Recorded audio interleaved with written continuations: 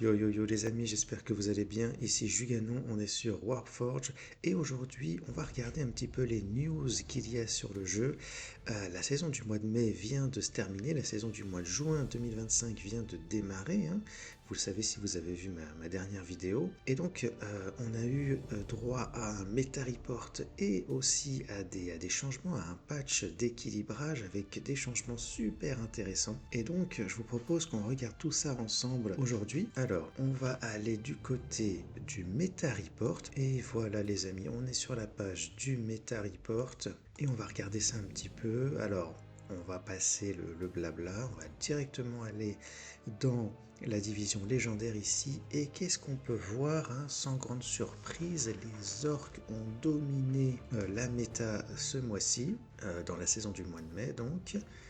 Ils sont où les Emperor's Children? Ils sont là, 51% seulement. Bon, ils viennent d'arriver dans le jeu, ils ont eu peut-être une semaine ou deux, ou entre une et deux semaines de jeu, donc voilà, ça reflète pas vraiment en fait leur résultat. Le truc c'est que Lucius il a éclaté, il a tout éclaté, mais les autres Warlords ont été joués probablement un petit peu aussi avec des win rates beaucoup plus bas. Donc tout ça, ça se compense, etc. Voilà. Et en plus du fait qu'il y a eu peu de temps, ils ont eu peu de temps pour jouer, hein. Voilà, ça explique le win rate qui est assez bas et qui n'est pas du tout en fait représentatif de, de ce que cette faction est capable de faire. Alors je suis étonné de voir que les taux, ils ont un 53% de win rate. C'est pas mal, ils sont même deuxième dans le classement, juste après les orques. C'est quand même étonnant, je trouve, parce que moi je les trouve pas ouf, hein, les taux. Ils ont reçu des buffs au début de la saison précédente, et donc ils ont dû être beaucoup joués au début de la saison, et ils ont dû avoir un gros win rate à ce moment-là. Je sais que par la suite, ce sont d'autres factions qui ont dominé, donc comme les orques, les Sotek, qui ont seulement 50%, c'est vraiment étonnant ça aussi. Quoi d'autre? Les Gene Stealers. Wow. Ah ouais, ok. Et je sais plus. Ok. Astra Militarum, c'est pas mal. Ouais, assez surprenant tout ça quand même, parce que je sais que les Gene Stealers, ils ont été top méta à un moment donné, mais alors 47,5% de win rate au global, c'est vraiment très très bas. Ouais, je suis étonné. Je suis très très étonné. Ok. Bah ouais, ok. Si, ok. Et la Sotech Dynasty, c'est pareil. Comment il s'appelle? Imhotech, il a tout niqué dans la méta. Et ils sont qu'à 50% de win rate. C'est vraiment étonnant. Bon bah voilà, les résultats sont ce qu'ils sont, hein. On a les orques en tout cas qui ont dominé, et donc ils vont probablement recevoir des nerfs, hein. On va voir ça juste après. Et on a les Ultramarines, voilà, qui sont derniers du classement et qui vont probablement recevoir des buffs, hein. On va voir ça juste après également.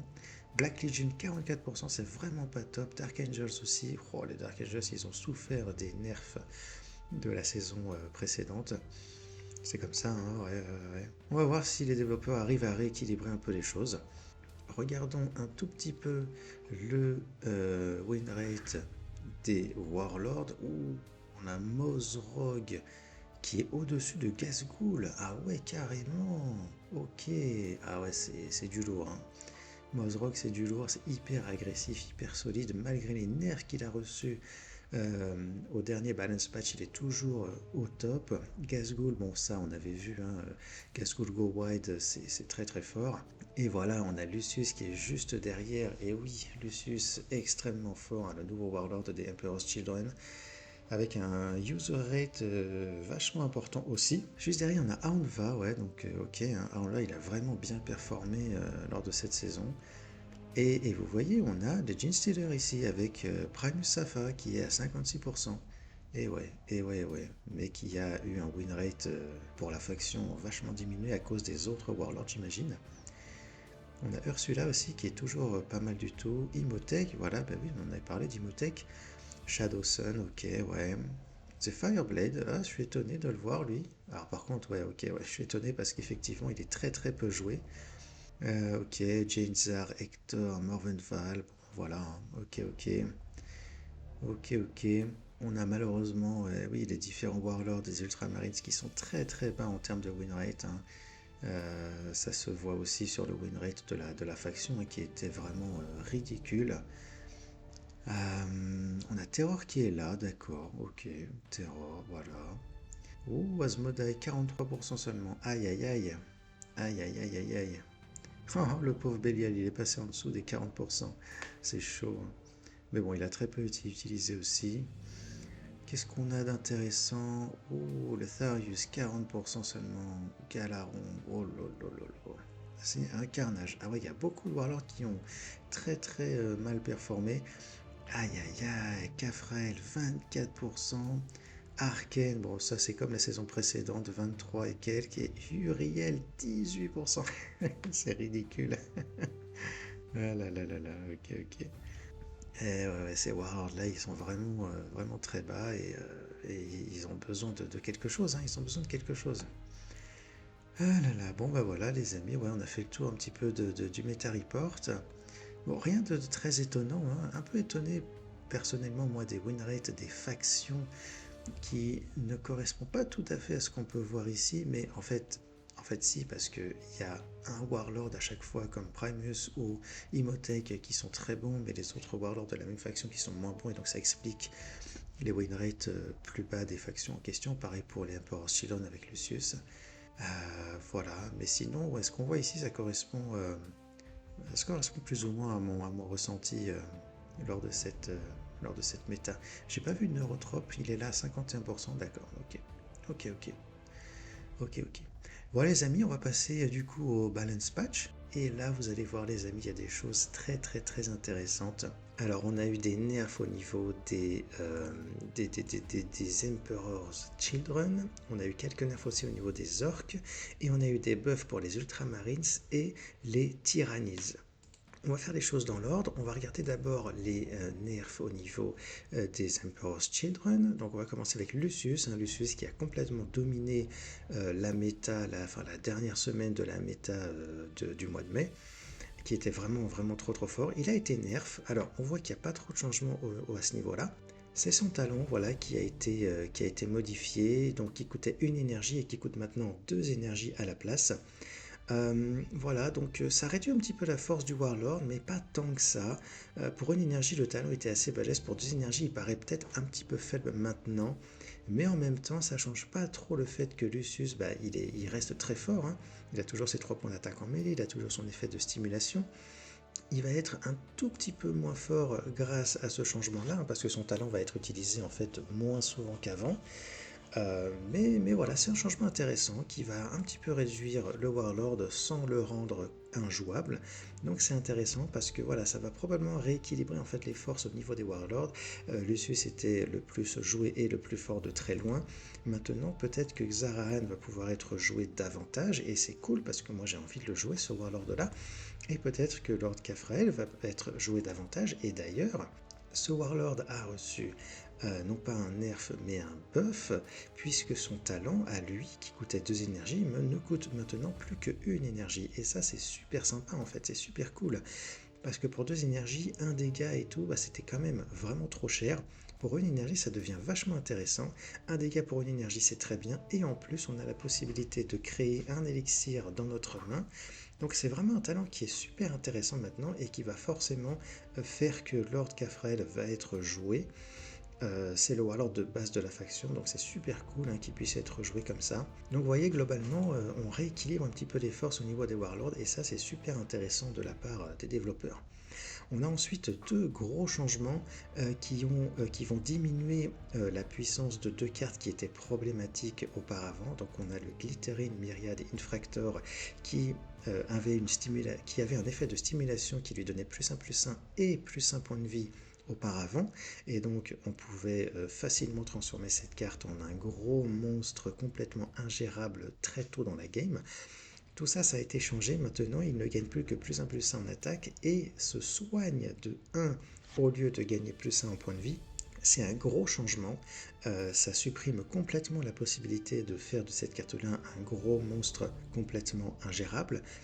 Mais d'un autre côté, ça le rend peut-être un petit peu faible, parce que le fait de juste de se soigner de 1, ça change vraiment pas grand-chose. Donc je suis même pas sûr que cette carte-là soit jouée à l'avenir, parce que voilà, ça devient finalement un drop 2 qui peut augmenter ses points d'attaque et c'est tout, il va pas faire grand-chose d'autre. Donc voilà, il n'est pas super intéressant. Le Infractor qui booste également ses points d'attaque, mais avec un effet de cruelty plutôt que de stimulation, est peut-être plus intéressant à présent. Donc voilà, c'est très bien qu'ils aient nerfé cette carte-là parce qu'elle était vraiment trop forte et problématique, mais peut-être qu'ils y sont allés un peu trop fort et que la carte maintenant devient malheureusement peut-être injouable. Un autre gros changement sur une carte problématique, c'est Veldras qui a perdu un point de vie. Bon, ça change pas grand-chose en soi, mais qui a surtout vu son effet de stimulation changer. Elle pouvait attaquer une unité aléatoire au départ, donc juste une unité aléatoire, et là cette fois-ci maintenant elle attaque l'ennemi avec l'attaque la plus élevée. Et donc en fait ça c'est un changement qui est vachement intéressant, j'aime beaucoup ce changement là parce que cette carte-là, elle était trop problématique. Le fait de pouvoir attaquer de façon aléatoire, elle pouvait taper plein de fois sur le Warlord et faire 20 à 30 dégâts d'un seul coup, c'était vraiment impossible. Elle peut toujours faire ça, mais il y a une condition qui fait qu'elle est obligée d'attaquer l'unité ennemie la plus puissante, ce qui fait que, en fait, il y a un moyen maintenant de contrer un petit peu cette carte-là. Il y a moyen de la contrer. Il suffit qu'on ait des troupes qui soient un peu plus fortes que notre Warlord, ça va forcer Veldras à les attaquer, à perdre des points de vie, et donc il va pas pouvoir nous mettre une raclée comme c'est pas possible, comme c'était le cas avant en fait. Et ça c'est cool, ça c'est un bon changement. C'est un bon changement parce que la carte est moins problématique qu'avant, mais en même temps elle garde son identité d'attaquer aléatoirement des ennemis comme ça à la chaîne. Donc c'est un changement qui est très intéressant. Ok, on a un autre changement chez les Emperor's Children, le Terminator champion, qui a juste gagné un point d'attaque en mêlée. Bon, voilà, ça change pas grand chose, plus un en mêlée, voilà, la carte était intéressante déjà de base. Elle est un tout petit peu plus forte, mais bon, ça change pas grand-chose. Un changement du même ordre, qui change pas grand-chose non plus, c'est le Lord Exultant qui a gagné un point de vie. Donc bon, voilà, il gagne un petit point de vie, pourquoi pas. La carte, elle n'est pas super intéressante à la base. Son effet de stimulation, il n'est pas incroyable pour un drop set, de faire gagner plus un à nos troupes. Voilà, donc je suis pas sûr que cette carte elle soit jouée davantage qu'avant. Voilà, petit buff sympathique, mais bon, voilà, pas trop de... voilà, petit buff sympathique, mais voilà, rien de très très très intéressant. On a ensuite une carte légendaire qui a reçu aussi des petits changements. Voilà, c'est le Lord Cacophoniste qui a tout simplement gagné +1, +1, +1. Donc auparavant c'était une 666, maintenant c'est une 777. Voilà, ça change pas grand chose. Je veux dire, ok, elle est un peu plus solide et tout, c'est cool, mais ça change pas grand chose parce que ce qui est intéressant sur cette carte là, c'est son effet de stimulation en réalité, qui donne -1/-1 à tous les ennemis jusqu'à notre prochain tour. Voilà, donc le fait qu'elle ait des stats un peu plus importantes, bon, c'est cool, surtout le point de vie en plus, hein, mais c'est pas très très impactant. Cette carte reste intéressante pour un archétype de type contrôle avec son effet qui réduit les points d'attaque des unités de l'adversaire.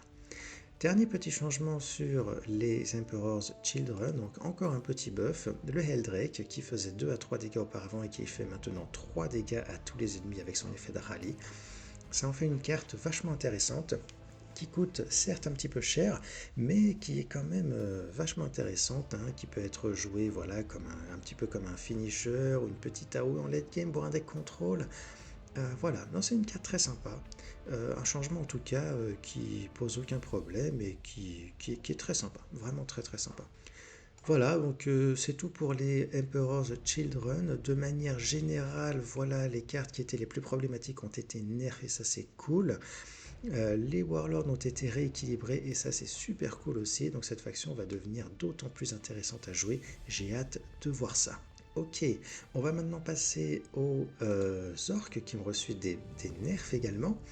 On va commencer tout de suite avec le Runesword qui a reçu un nerf sur son effet de mob.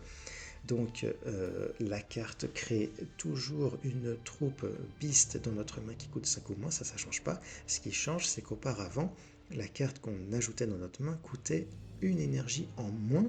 Donc ça a été changé, on n'a plus cette réduction de coût, et je pense que c'est un bon changement, parce que cette carte-là, elle était un petit peu trop forte justement avec toute la value qu'elle est capable de générer, et en plus en réduisant le coût des troupes, donc c'est vraiment très très très fort.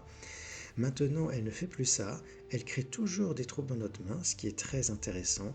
sans que ce soit overpowered avec la réduction des coûts. Donc c'est un changement intéressant. Ça reste une carte qui est tout à fait viable, qui va être jouée hein, toujours, qui est juste un petit peu moins oppressive à cause de la réduction du coût qu'elle faisait auparavant. Donc c'est très sympa. On a un autre changement aussi, alors un gros changement là par contre, c'est Dagreen Horde qui coûtait 4 énergies et qui coûte maintenant 5 énergies. C'est vraiment un gros changement, hein.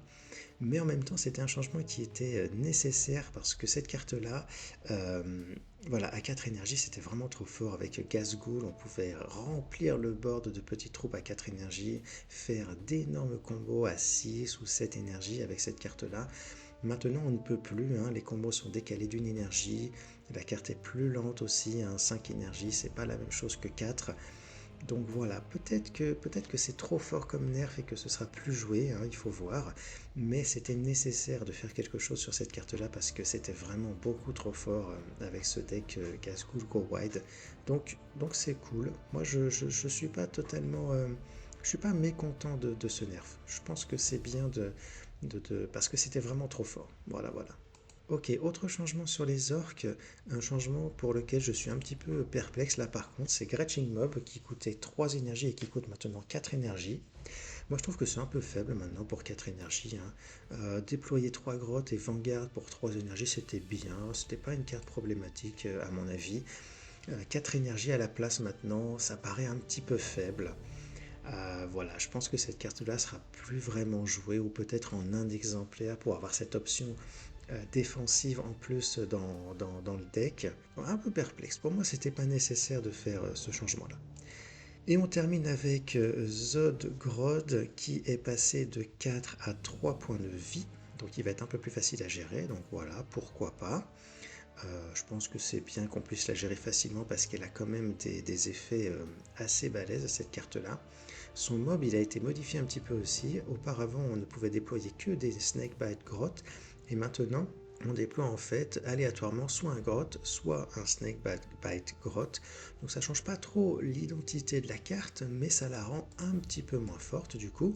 Son talent reste le même, hein, pas de changement à ce niveau-là. Donc voilà, c'est une carte qui reste plutôt forte, un peu plus facile à gérer, un peu moins oppressive avec son mob, mais c'est une carte qui peut toujours être jouée, hein. Voilà. Alors après, ce qu'on peut voir par contre, c'est que voilà, tous les nerfs qui ont été faits ici touchent le même archétype chez les orques. Il s'agit de l'archétype du coup Gazghoul Go Wide. Et bon ben voilà, je ne sais pas si c'était une bonne chose de se concentrer uniquement là-dessus parce que du coup ce deck-là va probablement devenir beaucoup plus faible et peut-être même injouable. Euh, Alors que d'un autre côté, Mozrog, qui a été le Warlord chez les Orcs, qui a eu le meilleur win rate dans la saison qui vient de se terminer, et même le Warlord qui a eu le meilleur win rate en ladder en division légendaire, il n'a pas du tout été touché celui-là. Et donc quelque part c'est un petit peu dommage parce que voilà, Gazghoul il va plus vraiment pouvoir être joué et d'un autre côté Mozroy qui était déjà très fort, et ben, il va rester très fort et il va être le warlord dominant de la faction. Enfin voilà, c'est sûr en fait maintenant. Donc bon, voilà, un petit peu curieux quand même d'avoir décidé de ne s'attarder que sur Gazghoul. Voilà, donc faut voir, hein, il faut tester maintenant pour voir ce que ça donne. En tout cas, moi je pense que je vais jouer Mozrog lors de cette saison parce qu'il est très fort et qu'il n'a pas été touché. Donc voilà, pourquoi pas le prendre et essayer de monter avec, en espérant que les autres changements vont permettre à ce Warlord de ne pas être trop oppressif du coup. Voilà, on va voir. Mais en tout cas, moi je pense que je veux jouer parce qu'il est très fort et donc c'est cool. On va le jouer lors de cette saison. Ok les amis, on va passer au buff maintenant et on va directement aller dans la faction des Ultramarines. Il y a eu pas mal de changements très intéressants ici. Ils en avaient bien besoin, hein. Et on commence avec le Warlord iconique, hein, le Chapter Master, pardon, des Ultramarines, Marneus Calgar, qui change pas grand chose à ce niveau-là, mais son talent a été changé. Donc pour 2 énergies on pioche 2 cartes, ça change pas. Par contre, on a maintenant un effet de codex qui nous permet de donner de l'armure à notre Warlord. Alors quand j'ai testé cet effet-là, au début je me suis dit c'est un peu bizarre parce que en fait le fait de piocher une carte, c'est un truc qu'on a envie de faire au début du tour. ok? Alors que là, pour pouvoir déclencher Codex et obtenir de l'armure sur notre Warlord, ben, en fait, il faut jouer cette carte à la fin de notre tour. Donc ça anti-synergise un petit peu ce nouvel effet avec ce que fait la carte à la base, le fait de piocher une carte, donc c'est un petit peu bizarre. D'un autre côté, c'est intéressant parce que voilà, d'avoir un point d'armure un petit peu à la demande comme ça sur Calgar qui a déjà 40 points de vie, ça le rend encore plus durable, encore plus difficile à tuer, et donc ça ouvre la possibilité de jouer un petit peu late game, un petit peu contrôle, et bah ça c'est intéressant. Ça c'est intéressant du coup. Donc voilà, il y a de nouvelles possibilités avec Calgar, et il va falloir tester tout ça maintenant pour voir si ça fonctionne. Si ça fonctionne. Un autre warlord qui a reçu un changement, c'est Uriel Ventris, qui a vu son talent réduit de 1 énergie. Donc ça coûtait 2, ça coûte plus que 1 énergie pour faire 3 points de dégâts sur le board de l'adversaire. C'est très très très intéressant. C'est une carte qui devient assez balèze à vrai dire, hein. 3 dégâts pour 1 énergie qu'on peut faire à chaque tour, c'est vachement intéressant. Voilà, ça gère parfaitement bien après tout ce qui est Remnant, Spirit Stone et tout. Donc ouais, franchement, très très sympa comme changement. Très sympa que ce soit sur le Warlord de base des Ultramarines, hein, qui va pouvoir être joué par tout le monde hein, à partir de maintenant. Donc ça c'est super cool. Alors il en avait besoin de ce changement parce que voilà, il était vraiment, on l'a vu, hein, c'était le Warlord le plus nul de toute la division légendaire. Donc ouais, changement intéressant, ça fait plaisir à voir. Et voilà, il y a moyen maintenant probablement de jouer avec ce Warlord, hein, de faire des decks peut-être un petit peu aggro, un petit peu burn et tout. Donc voilà, c'est vachement sympa comme changement. J'aime bien, j'aime bien, j'aime bien. Ensuite, on a des changements au niveau de certaines cartes, comme par exemple Honor Guard, une carte emblématique de la faction, qui a perdu un point d'attaque en range malheureusement, hein. C'était sympa d'avoir ses stats ultra solides 4-4-5, mais il a gagné un effet passif qui donne de l'armure aux unités adjacentes, y compris le Warlord, puisqu'on parle d'unités et non pas de troupes, et donc c'est vachement intéressant comme effet. Alors, on peut se poser des questions et se dire que oui, alors c'est bizarre de donner de l'armure aux troupes adjacentes, aux unités adjacentes, pardon, alors qu'on a Vanguard ici, et donc en fait, quand le Honor Guard est en jeu, l'adversaire de toute façon ne peut pas attaquer les unités adjacentes a priori qui obtiennent de l'armure, donc c'est un peu bizarre vu comme ça, mais en même temps c'est assez sympa hein, de donner de l'armure à son Warlord, c'est quand même vachement sympa, on peut attaquer avec le Warlord, prendre moins de dégâts, ça s'additionne avec l'armure qu'on obtient avec le talent de Calgar, avec la doctrine aussi, donc voilà, c'est sympa, c'est sympa. C'était une carte qui était vanilla, c'est sympa d'avoir un petit effet en plus, ça fait plaisir. Maintenant, il faut tester pour voir si ça a vraiment un impact dans les games. Une autre carte qui a reçu un changement, qui a reçu un effet de codex, donc il s'agit du Death from Above, hein, 4 dégâts pour 4 énergies et 1 dégât supplémentaire avec codex maintenant. Cette carte-là, dans le passé, elle faisait 5 dégâts et elle était vraiment trop forte. Elle était descendue à 4 dégâts et elle remonte un petit peu à 5 dégâts ici avec la condition d'activer Codex bien entendu, mais du coup ça en fait une carte potentiellement très puissante et qui va probablement faire revenir les archétypes Ultramarines Burn sur le devant de la scène. Ça peut être dangereux tout ça, ça peut être assez dangereux, assez violent. En tant que joueur d'Ultramarines, moi je dis ok, hein, je suis content, mais cette carte-là, il y a moyen qu'elle devienne assez balèze, hein. Donc bon, attention, attention. Un autre stratagème qui a reçu un effet de codex, Angels of Death, qui déploie toujours 3 Primaris Intercessors et qui leur donne flank, mais qui en plus avec codex leur donne plus 1 en attaque. Donc ça c'est super intéressant parce que c'était une carte un petit peu faible qui ne nous permettait de faire que 6 points de dégâts avec nos Primaris Intercessors pour 6 énergies. Maintenant on passe à 9 dégâts potentiels pour 6 énergies. Donc c'est assez balèze. Cette carte-là va probablement être jouée. Elle va peut-être pas être aussi forte que ce qu'elle était dans le passé quand elle déployait davantage de Primaris Intercessors, mais ce petit effet en plus, c'est quand même vachement sympa. C'est quand même vachement sympa. On a aussi le Primaris Inceptor, une troupe cette fois-ci qui a reçu un effet de codex qui lui fait gagner +1 en range d'Eastern, ok, donc ce tour-ci. Et on a l'autre Inceptor, hein, le Inceptor Sergeant, qui a reçu un effet qui ressemble un petit peu à ça, qui lui donne qui donne avec codex un point d'attaque en range à toutes nos troupes, y compris lui-même, et ce de façon permanente cette fois-ci. Alors moi je suis un petit peu sceptique à la base sur ces changements-là parce qu'il s'agit de troupes qui sont déjà très fortes et qui ont reçu un buff, donc elles sont encore plus fortes à partir de maintenant. Je trouve ça un peu bizarre perso, mais d'un autre côté c'est assez sympa hein, d'avoir davantage de troupes qui ont des effets de codex, hein, ça permet de jouer plus facilement la carte Avenging Zeal qui sera probablement jouée maintenant dans la plupart des decks Ultramarines. Et moi, en tant que joueur d'Ultramarine, bah, je suis très content hein, d'avoir des cartes comme ça qui sont super balèzes maintenant. Moi, c'est cool. Hein. C'est sûr que je vais aller jouer ces cartes-là.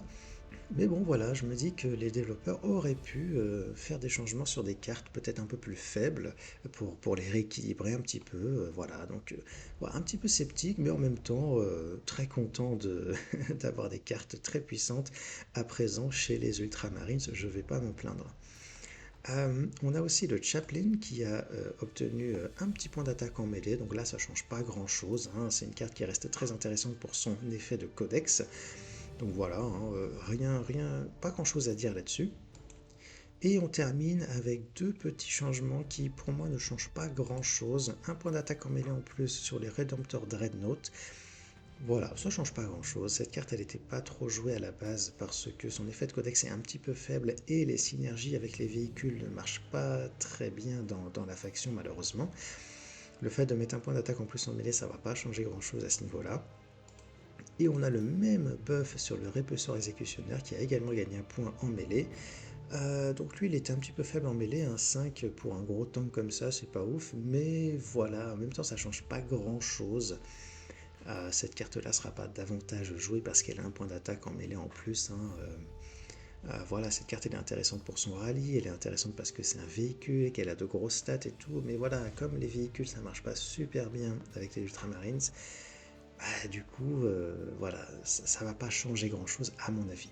Ça aurait été sympa d'avoir un petit point d'armure en plus sur ces cartes-là. Alors ça aurait peut-être été beaucoup trop fort parce qu'on a d'autres moyens déjà dans la faction de donner des points d'armure aux véhicules. Mais bon, c'est des moyens qui sont pas non plus super faciles à jouer. Mais voilà, quand je vois cette carte-là, je me dis, bah c'est bizarre, elle devrait avoir un point d'armure, comme les véhicules dans les autres factions. Les gros véhicules comme ça, ils ont toujours de l'armure. Celui-là, il en a pas, donc bon, ça aurait été peut-être plus intéressant que de juste d'augmenter un petit peu les points d'attaque en mêlée, qui à mon avis ne changent pas grand-chose. Voilà, voilà. Bon, globalement, on a quand même des changements très intéressants. Les Ultramarines vont revenir sur le devant de la scène, c'est sûr. Uriel, il va être joué, Calgar, il va être joué, et les autres Warlords aussi, ils ont tout à fait leur place dans cette nouvelle méta grâce à ces changements-là. Hein. Donc, globalement, quand même très sympa, très content de ces changements-là. Moi, en tant que joueur d'Ultramarines, en plus, voilà, je suis vraiment très content et ça va être cool. On va jouer les Ultramarines cette saison et on va se faire plaisir. On va passer aux Tyrannies qui ont reçu aussi quelques buffs. On commence direct avec Terror or Vardengast qui a reçu un petit effet de Slay qui lui fait se soigner de 1 point de vie. Donc c'est cool, rien ne change à part ça. Hein. Donc c'est un Warlord qui avait besoin d'un petit truc en plus. Est-ce que ça va être suffisant pour qu'il soit joué, pour qu'il soit fort? C'est pas sûr. On va voir ce que ça donne, hein. On va voir, il faut tester et voir ce que ça donne, hein, tout simplement. Un autre Warlord, le Swarmlord, qui a reçu un buff, donc il est toujours à 35 points de vie, hein, mais par contre son talent a été réduit de 2 à 1 énergie pour donner toujours plus 1, plus 1, plus 1 à une troupe alliée, et ça, ça c'est assez balèze en fait. Hein. Un talent comme ça qui donne plus 1, plus 1, plus 1 à une troupe alliée pour une énergie seulement, c'est assez balèze déjà de base, mais en plus, avec les effets de synapse qu'il y a dans la faction, ça devient vraiment, vraiment très, très, très intéressant cette histoire-là. Donc ouais, Swarmland va peut-être revenir sur le devant de la scène également. Il faudra voir après avec Neurotrope lequel des deux va être le plus intéressant en termes de deck Synapse. Voilà, mais en tout cas ce talent il est très très très balèze à présent. Un autre changement très intéressant sur le Neuro Tyrant, qui était déjà une carte très forte à mon avis à la base, mais qui est devenue encore plus forte. Alors elle a perdu un petit point de vie, donc ça c'est dommage, mais ça va, elle reste assez balèze en point de vie. Et par contre, son effet a changé. Alors Flying et Synapse, ça ne change pas. En revanche, lorsqu'on joue un stratagème non éphémère, on en obtient à présent une copie dans notre main qui est éphémère et qui coûte seulement une énergie. Alors qu'auparavant, la copie qu'on obtenait dans notre main, elle coûtait le même nombre d'énergie que le stratagème de base. Et donc ça, c'est un gros changement en fait, parce que ça permet de faire des combos de malade. Si cette carte-là est sur notre board et qu'on a la possibilité de jouer des stratagèmes du genre Rapacious Hunger, c'est ultra balèze. Pour 6 énergies, on fait notre AOE, et après, pour une énergie seulement, on peut relancer cette carte-là. Enfin, c'est super balèze en fait. Pareil avec Apex Predator. Pour 5 énergies, on peut jouer double Apex Predator. Ça fait super mal. Et il y a aussi le Overwhelming Swarm. Pour 4 énergies seulement, on peut faire -2 au coût de nos troupes ce tour-ci. Franchement, il y a moyen de faire des combinaisons de malades avec cette carte-là maintenant. Elle est devenue très très intéressante, très très forte. Et ouais, ça va faire mal, ça va faire mal. Petit changement sur le Hive Tyrant qui a gagné des petits points d'attaque, hein, +1/+1 en attaque, voilà, ça change pas grand chose. Et son talent, comme pour le Swarmlord, coûte 1 de moins, avec un effet similaire, plus de, au lieu de +1/+1/+1, mais bon voilà, ça change pas grand chose, hein, sinon.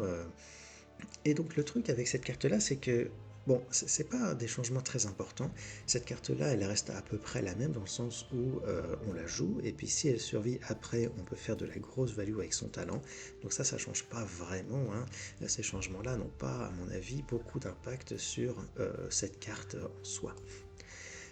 Dernier changement chez les Neurotropes, c'est le Thermagant Brood qui a gagné un point d'attaque en mêlée. Alors celui-là par contre, contrairement aux autres cartes qui ont reçu des points d'attaque en mêlée pour lesquels ça change pas grand chose, pour celui-là c'est quand même un peu plus intéressant parce que voilà, de passer de 2 à 3 ça a quand même beaucoup plus d'impact que de passer de 5 à 6 ou de 7 à 8. Et cette carte-là, elle devient intéressante parce que c'est une carte qui a taille, donc on peut en jouer plusieurs pendant notre tour. C'est une carte qui marche bien avec le Swarm et tout, donc voilà. Non, c'est une carte qui... Alors c'est une carte qui marche, bon, principalement avec Tervigon, hein, ok, mais le fait d'avoir un point d'attaque en mêlée, c'est pas rien. Ça la rend vraiment plus solide quand même. 2 points d'attaque en mêlée, c'est un peu faible. 3, c'est quand même un petit peu mieux pour un drop 4 en plus. Donc c'est intéressant. C'est intéressant. Donc c'est cool, hein, parce que ça va permettre du coup ces changements-là, je veux dire, de jouer quasiment, enfin ouais, dans tous les Warlords, en fait, ils vont pouvoir être joués. Terror, il faut voir si son slay est suffisant pour qu'il soit bon. Tervigon, il a le Thermagant Brood qui a reçu un effet intéressant avec lui, et puis après on a les 2 Warlords là qui fonctionnent bien avec les effets de Synapse. Donc ouais, on a des changements intéressants qui vont inciter le jeu des Tyrannides. Ils étaient très peu présents lors de la saison précédente et ils vont être beaucoup plus présents maintenant. Et ça, c'est cool en fait, hein, c'est une bonne chose, hein, c'est ce qu'on veut. On veut que les factions, que les Warlords soient jouables, soient viables. Et donc voilà, c'est cool, c'est cool, c'est cool. Bon, voilà les amis, on a fait le tour des buffs et des nerfs, hein, du balance patch, du meta report. Voilà, moi je suis assez content de manière générale, hein. On va avoir, on rééquilibre un peu les forces, hein, comme d'habitude. On fait en sorte qu'un maximum de factions et de warlords puissent être joués. Et ça, c'est une très bonne chose. J'ai hâte de voir ce que ça donne avec les Ultramarines notamment, un petit peu avec les orques aussi, enfin voilà, et aussi, ah oui, aussi avec Xarahan, j'ai vraiment hâte de le jouer celui-là, il me manque encore des cartes, mais ça va venir, ça va venir, ça va venir. Donc voilà, moi globalement je suis très content. Voilà, n'hésitez pas à me dire ce que vous en pensez aussi dans les commentaires, hein, ce que vous pensez de tout ça, est-ce que ça vous convient, ces nerfs, est-ce que vous auriez aimé voir d'autres choses, qu'est-ce que vous allez essayer de jouer cette saison. Voilà, n'hésitez pas à me dire aussi ce que vous avez pensé de cette vidéo, hein, de manière générale, hein, s'il y a des choses que je peux améliorer ou pas, voilà, n'hésitez pas à me dire tout ça dans les commentaires. Voilà, n'hésitez pas à vous abonner, à liker, à partager. Et voilà, et moi je vous dis à très bientôt pour de prochaines vidéos. Allez, ciao ciao, Jugano out.